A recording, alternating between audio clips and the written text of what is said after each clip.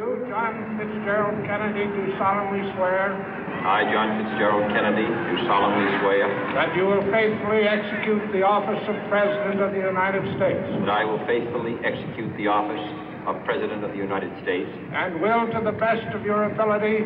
And will, to the best of my ability. Preserve, protect, and defend the Constitution of the United States. Preserve, protect, and defend the Constitution of the United States. So help you God. So help me God.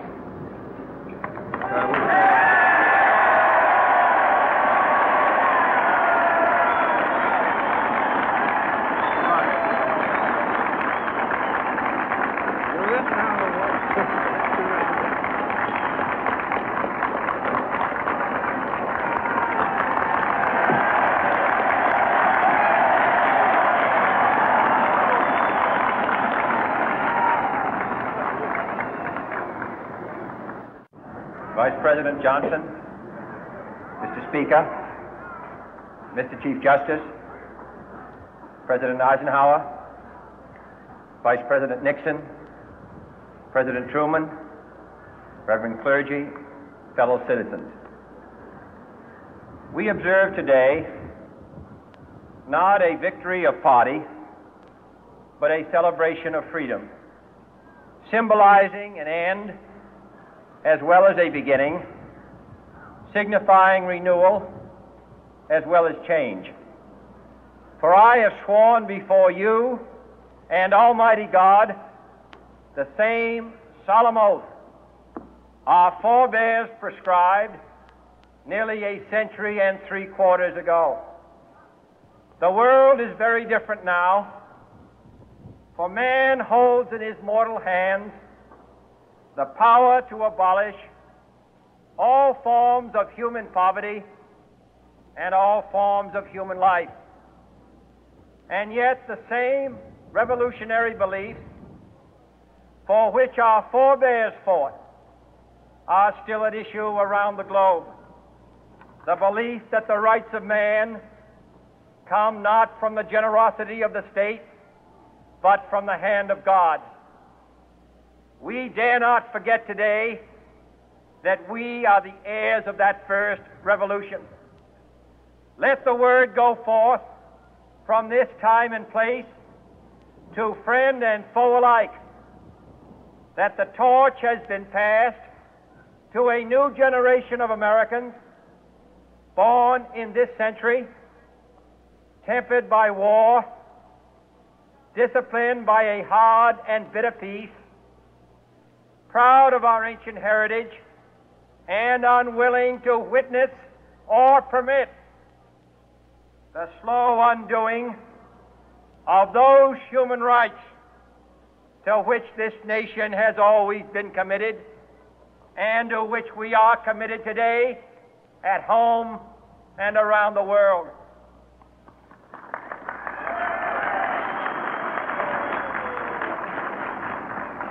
Let every nation know, whether it wishes us well or ill, that we shall pay any price, bear any burden, meet any hardship, support any friend, oppose any foe to assure the survival and the success of liberty.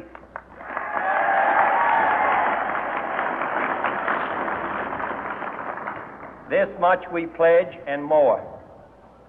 To those old allies whose cultural and spiritual origins we share, we pledge the loyalty of faithful friends.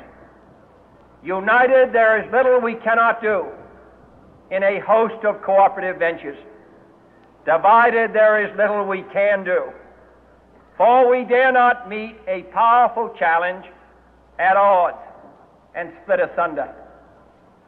To those new states whom we welcome to the ranks of the free, we pledge our word that one form of colonial control shall not have passed away merely to be replaced by a far more iron tyranny.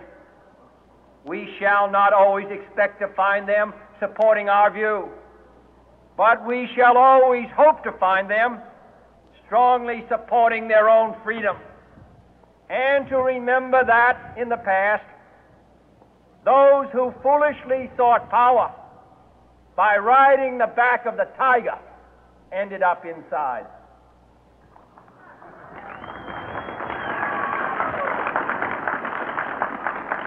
To those people in the huts and villages of half the globe struggling to break the bonds of mass misery, we pledge our best efforts to help them help themselves for whatever period is required, not because the communists may be doing it, not because we seek their votes, but because it is right. If a free society cannot help the many who are poor, it cannot save the few who are rich.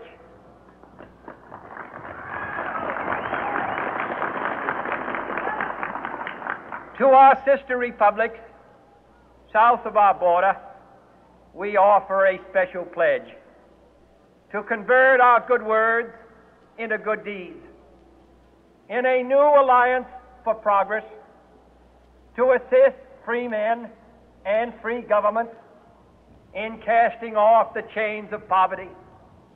But this peaceful revolution of hope cannot become the prey of hostile powers. Let all our neighbors know that we shall join with them to oppose aggression or subversion anywhere in the Americas. And let every other power know that this hemisphere intends to remain the master of its own house.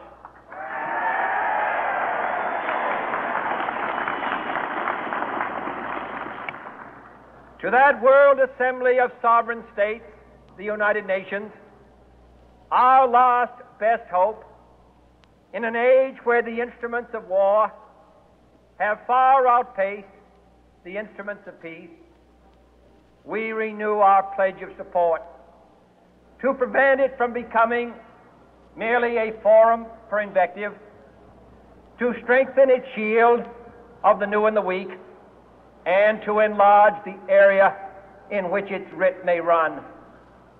Finally, to those nations who would make themselves our adversary, we offer not a pledge, but a request that both sides begin anew the quest for peace.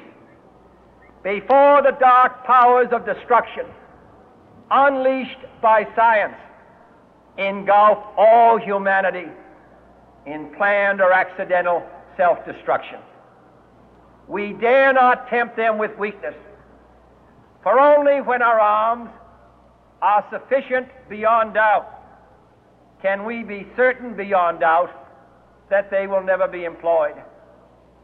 But neither can two great and powerful groups of nations take comfort from our present course, both sides overburdened by the cost of modern weapons, both rightly alarmed by the steady spread of the deadly atom, yet both racing to alter that uncertain balance of terror that stays the hand of mankind's final war. So let us begin anew, remembering on both sides that civility is not a sign of weakness, and sincerity is always subject to proof. Let us never negotiate out of fear, but let us never fear to negotiate.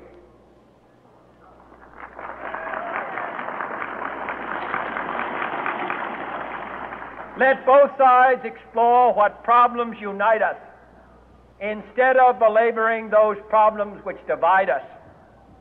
Let both sides, for the first time, formulate serious and precise proposals for the inspection and control of arms, and bring the absolute power to destroy other nations under the absolute control of all nations.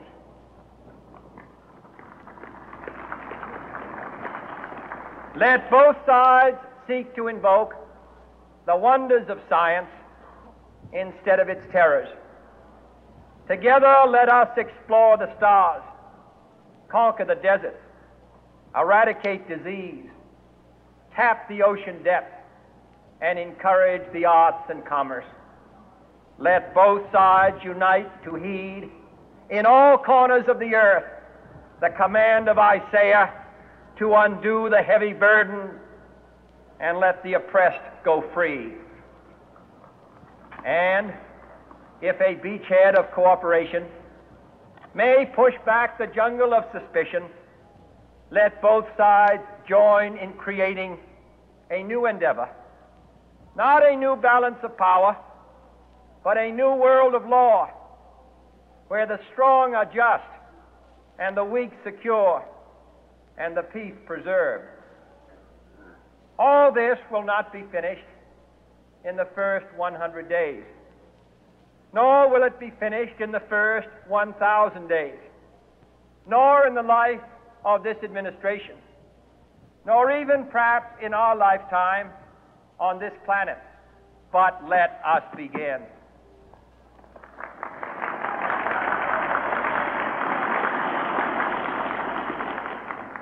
In your hands, my fellow citizens, more than mine, will rest the final success or failure of our course.